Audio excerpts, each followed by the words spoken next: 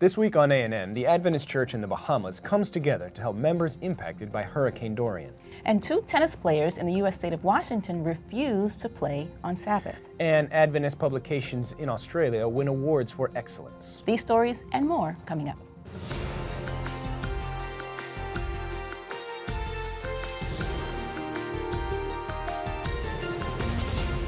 Thank you so much for joining us this week.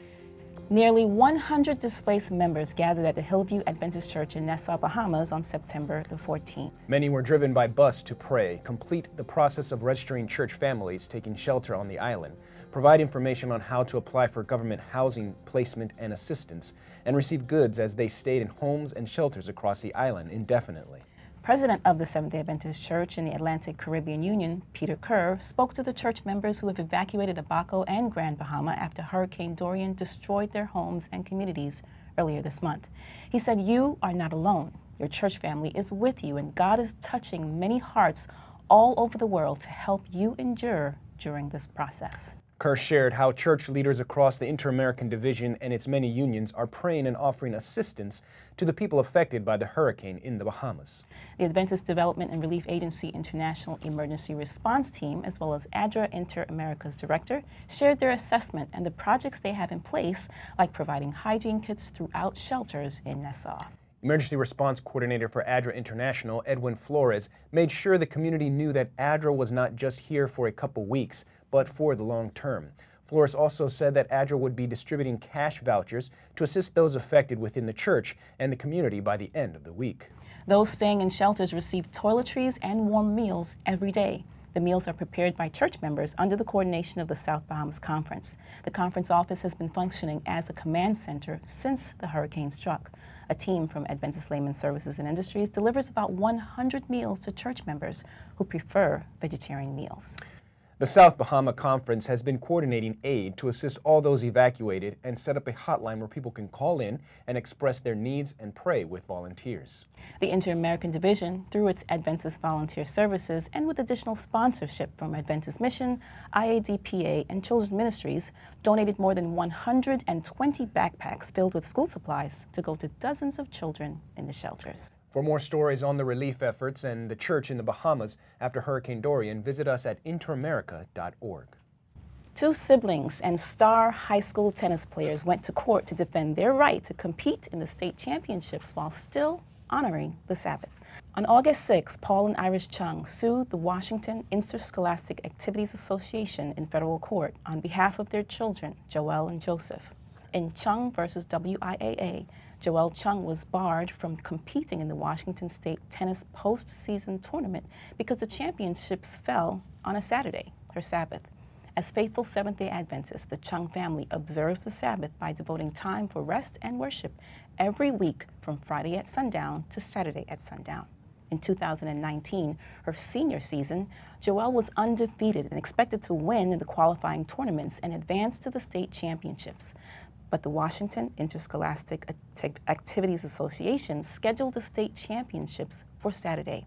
This meant that, according to WIAA rules, she was disqualified from participating at all in the postseason, even though the only conflict between the Sabbath and the tournament would have been the very last day. Each year, the WIAA holds a statewide postseason tennis tournament. According to their rules, all participants must certify that they will be able to participate in each level of the tournament to qualify for the championships, with exceptions for injury, illness, or unforeseen events. Hoping to make a compromise, the Chungs asked the WIAA to move the state championships to a weekday, or simply allow Joelle to participate in the qualifying tournaments and use an alternative for the championships, just like athletes with injuries or illness can. The WIA flatly denied their request. Beckett, a public interest law firm that defends religious freedom and who the Chung family has retained as counsel, argues that no student athlete should be kept on the sidelines for their faith when accommodations are possible, and is asking that the rule that kept Joelle from competing be changed so that her brother Joseph can participate in the state championships this fall. On August 27th, the WIAA added religious observance to the list of exceptions, allowing a player to withdraw from competition without being penalized. But this rule change is only a partial victory because the WIAA continues to insist that it cannot adjust the schedule of the tournament to accommodate religious observance, even if one of the remaining contenders has a Sabbath conflict. We will keep you updated as the story progresses. Congratulations to Adventist Media in Australia. They have won 3 awards at the Australasian Religious Press Association Awards 2019. Adventist Record was awarded silver in the Best Theological Article category for Norman Young's article, Was Paul a Misogynist? Signs of the Time magazine was also awarded silver for Best Design, closely followed by Mums at the Table magazine, which received bronze in the same category. Naris McQuillan and Theodora Powell, graphic designer for Signs of the Times and Mums at the Table magazines, were acknowledged for their work in designing the publications. Signs of the Times editor Kent Kingston was encouraged by the awards. He said, "It's really encouraging to be recognized in this way. We are really proud of the work that Naris and Theodora have put into making Signs of the Times look fresh, contemporary, and engaging." Loma Linda University has been recognized as one of the 2019 Great Colleges to Work For, according to a new survey by the Great Colleges to Work For program led by Modern Think. Released in a special insert of the Chronicle of Higher Education, this recognition places the university among the top places to work in the nation. Loma Linda was also named an honor roll institution, winning honors in 6 categories, including professional or career development, programs, compensation and benefits, job satisfaction, work-life balance, confidence in senior leadership, and respect and appreciation. This is the university's 2nd year in a row to receive both accolades. President of Loma Linda University Health, Richard Hart, said this is one of the highest honors because it reflects the organization's commitment to what is important, its employees. The results are based on a survey of 236 colleges and universities, 85 of which received Great Colleges to Work For recognition for specific best practices and policies. Results are reported for small, medium, and large institutions, with Loma Linda University including among the medium universities with 3,000 to 9,999 students. Great Colleges to Work For is one of the largest and most comprehensive workplace studies in higher education. Recently, Adventist volunteers from Northeast Maranhão, Brazil, organized a charitable event in August to help Venezuelan families who are camped in the makeshift bus terminal area in São Luís, the state capital. Local businessmen, bankers, the São Bernardo Residents Association, and members from Adventist Solidarity Action collaborated to provide breakfast, basic food baskets, and clothes to families staying at the bus station. In addition to providing physical food for the refugees, members offered a worship service with a biblical message too.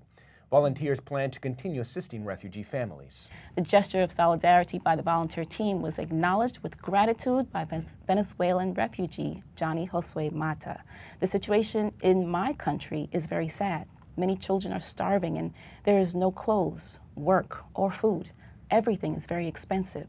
We want to thank the Brazilians who are here with us and were able to help us. I really appreciate it. It is estimated that the number of Venezuelan refugees in the locality exceeds more than 200 people. Coming up, a town in Brazil changes their plans to accommodate Sabbath keepers. But up next, Andrews University Press releases a new study Bible.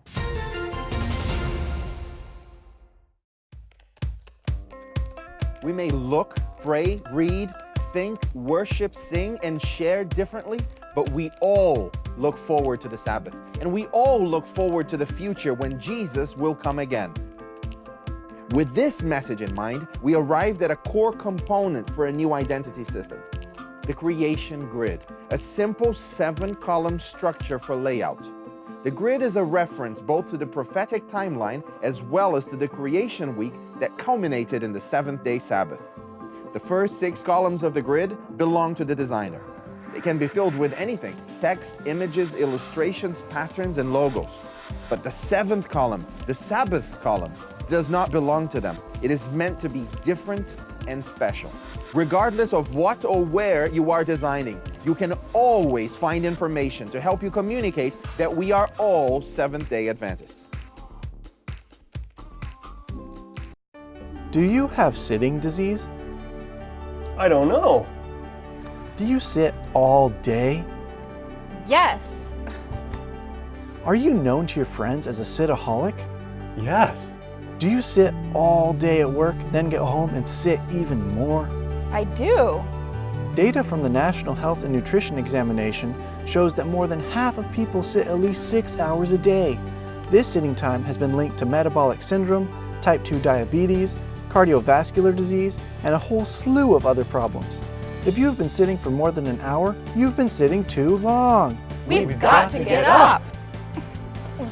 By cutting your sitting time in half, you can increase your life expectancy by up to 2 years. Find ways you can stand more during your day. Pace when walking on your phone. Have walk and talk meetings. Set an alarm to remind you to walk every hour. Stand up and start living longer today.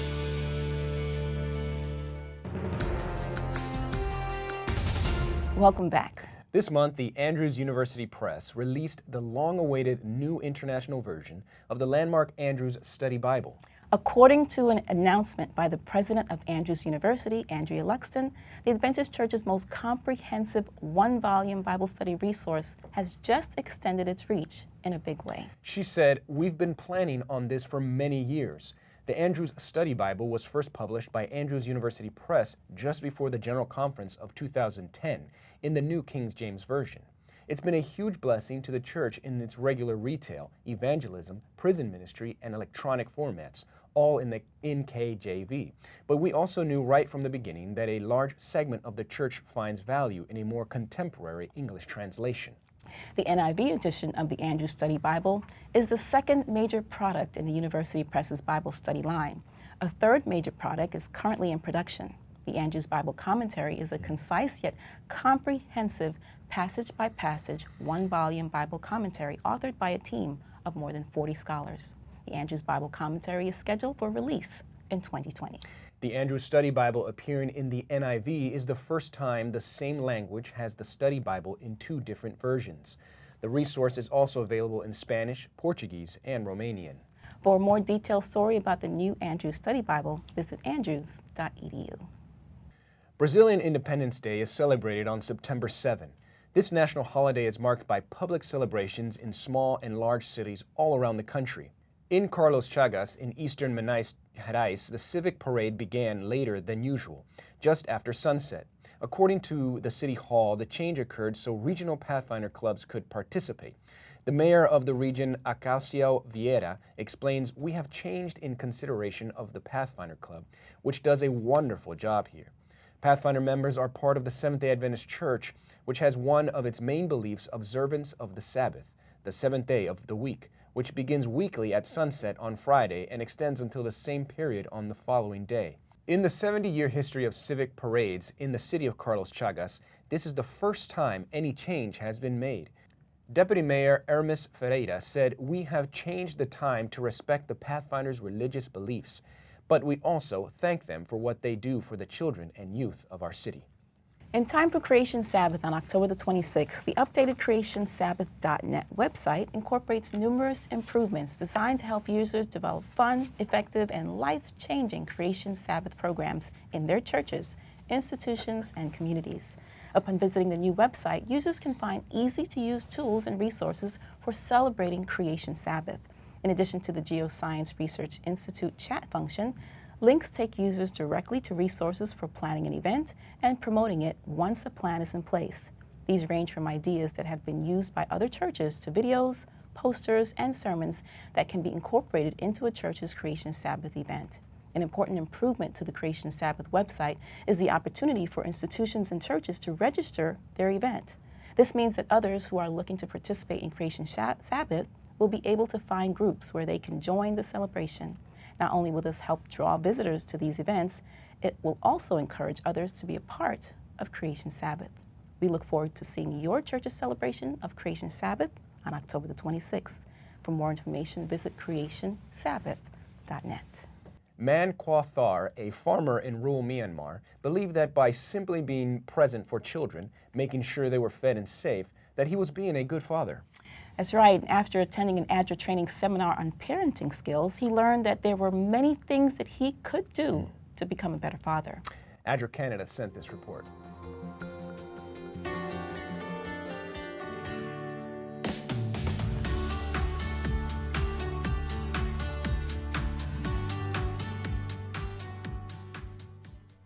My wife is a school teacher, and so I am the one that is at home during the day providing care for our younger daughter, who is just 3 years old.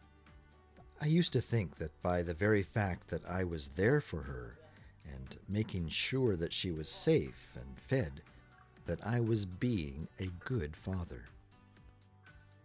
Recently, I attended an ADRA Embrace training session where I discovered that there was so much more that I could do to become a better father than just being present.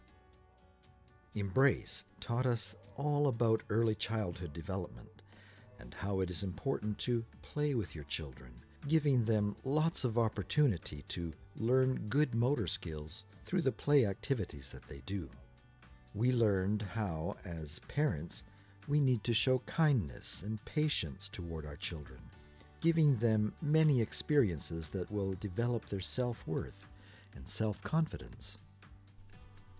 Even though I am a farmer and need to tend to my fields, I am now spending quality time with my children every day. I am making sure that our interactions are positive and uplifting. Now, instead of scolding them for doing things wrong, I take the time to show them the right way and praise them when they get it right.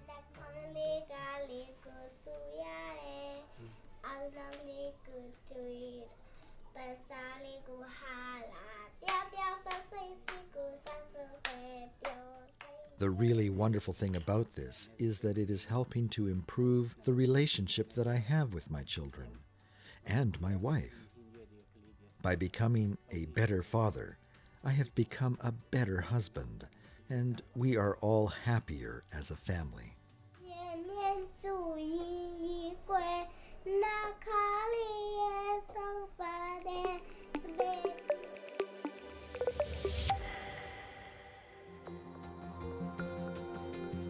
Coming up, Victoria Turrentine is here to show you how your church can participate in World Pathfinder Day. But up next, Adventist Mission shares how the Adventist Church in Fiji ministers to the homeless in their area. Then Esther sent this reply to Mordecai. Go and gather all the Jews who are in Susa together, and pray and fast for me. Do not eat or drink anything for 3 days and nights. I and my maidens will fast as you do. After that, I will go to the king, even though it is against the law. And if I perish, I perish.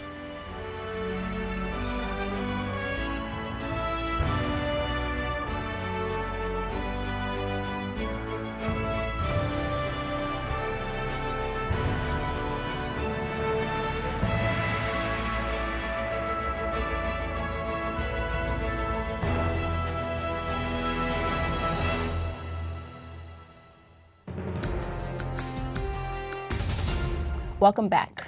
A church at the park in Fiji was established 3 years ago to minister to the homeless population.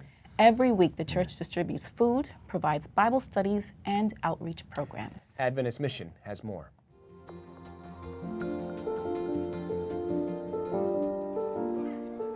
My name is Sylvester. I got no place to lay my head, and I used to come and sit around in the park and no work. And I go in jail a lot of times. And I meet preachers preaching God of words around here. And I just join them, but I know I just come and have a feed. Oh, I'm so happy. I know this is my place to have dinner and lunch and breakfast. No more go to jail. I get baptized and I know God now. And I stay away from trouble.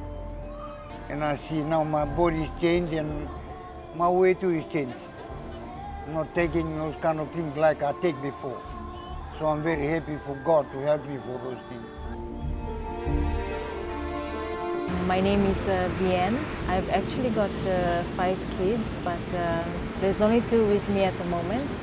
For the past few weeks, we've been living here on the streets, staying in the containers with our street friends there. We were told by our friends that there's a group of people that always come and give out food for free, like for breakfast. So We were sitting on the bench, and then one of them brought some tea stuff, and they were like really nice, and the lady was asking me if everything's okay, and then I couldn't hold my tears and I started crying, you know, like they invited me to stay back for church, and we read a few Bible verses there and did some sharing. I haven't been going to church all these years, and the guy told me to read the Bible, and after reading that, like I just feel like there's a big load off me.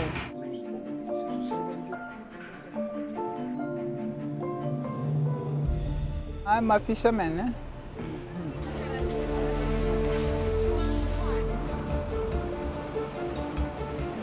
You know, I always roam around the street before too, and I see how difficult the life in the street, and I know how they hunger, everyday life, and mostly the devil tempted them to do bad things, and that's why when I come to this church, and I know I must take care for these people. I want to turn them life. They're gonna find rest in Jesus alone. People, they come and they call us pastor. From there I say, no, I'm not an ordained pastor. I'm just an ordinary church member, and we want to come and share the love of Christ to you people. We pray for not only the city of Fiji, the city all over the world, but if we don't pray for them and we do the mission to the city, I think these people will be lost.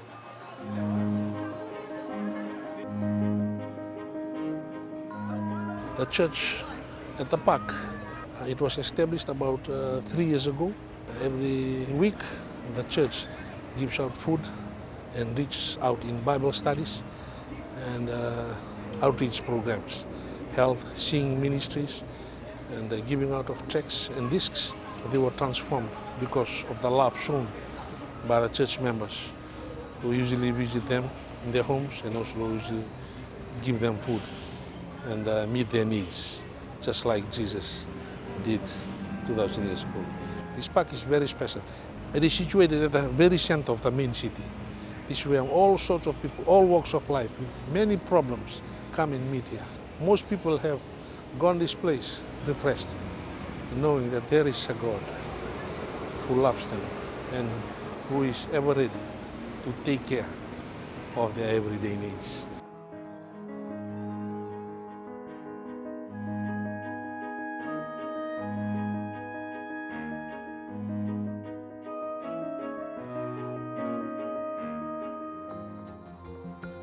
Watch this and other mission stories online by visiting AdventistMission.org, then click on videos at the top. Pathfinder Sabbath is coming up this Sabbath, September 21st. Victoria Turrentine is here to share how your church can be involved in creative activities throughout the day. This year's Pathfinders Club around the world is celebrating 69 years of ministry. This weekend, September 21st, is World Pathfinder Day, and this year's theme is Created with Purpose. This theme was set to serve as a reminder that our young adults, our Pathfinders, were not created by mistake, but that God has a purpose and plan for our lives. The materials provided by the Youth Department contain sermons, video loops during service, flyers, and activities. Materials for your sermon and activities that can be performed throughout the day can be found at youth.adventist.org. Click on the Created with Purpose graphic and then click Download Materials. The following page will have all the information for this day that will be available for your use. Check out the Youth Ministries Facebook and Twitter page at GC Youth Ministries and their Instagram at GCYTHMIN to follow along throughout the day of what our youth are doing. Also, we would love to see what the youth in your church is doing, so please use the hashtags WPD19, I am a Pathfinder, and Created with Purpose in your posts so we can see all the wonderful and fun activities of our youth. Stay blessed and stay safe. And finally, for today's episode, let's turn to Ashley Chisholm for a look at Adventist history. This week we hear about the growth of the Adventist Church in the U.S. state of Indiana. Welcome to This Week in Adventist History. On September 17, 1889, the camp meeting of the Indiana Conference of Seventh-day Adventists began in the town of Kokomo, Indiana. At least 100 tents were pitched in a square around a large meeting pavilion and several general-purpose tents used for selling books or groceries, holding children's meetings, or as a cafeteria. Many of the tents were lit and warmed by gas lamps, still a relatively new technology at the time. In fact, a reporter from the South Bend, Indiana newspaper informed his readers back home that Adventists, quote, are a progressive people and make the most of all modern improvements and advantages, end quote, using the gas lamps as the example of their point. Attendees from outside the state included General Conference President O.A. Olson, who had just returned from a trip to Europe, R.M. Kilgore, Illinois Conference President, and E.J. Wagner, editor of the American Sentinel. F.D. Starr, president of the Indiana Conference, chaired the business meetings, held at the same time as the camp meeting. At their third meeting on September 19th, the committee resolved to, quote, favor the maintenance of the mission reestablished at Indianapolis, and that we will sustain the same with our donations and prayers. 24 years and 2 days earlier, on September 17, 1865, a Sister Price wrote into the Review relating her family's move to Indianapolis, and that she was, quote, all the Sabbath keeper I know of in this part of the country. The official mission in the city of Indianapolis was established in 1885 by Arthur W. Bartlett and his wife Mary when they opened an International Tract and Missionary Society reading room at 32 Cherry Street. After the Indiana Conference's resolution in 1889, this mission was strengthened with the arrival of several new workers, and the work continued. As of 2018, the Indiana Conference is 8,729 members strong, and in 2020, 155 years after the Prices arrived in Indianapolis, those members will welcome Adventists from all over the world to the 61st General Conference session. Thanks for watching ANN. Join us next week for more news from the headquarters of the Seventh-day Adventist Church. We would love to hear from you, so send us your feedback and tell us, how is your church making a difference in its community? Be sure to capture plenty of video footage and photos, then write up a summary of the event's important details, and feel free to send full video reports as well. You can reach us by sending an email to annvideo11@gmail.com. Before we say goodbye, here's some good news from the book of Joel, chapter 2, verses 27 and 28. This is a beautiful promise. Yes. The passage says, and you shall know, understand, and realize that I am in the midst of Israel, and that I, the Lord, am your God, and there is none else.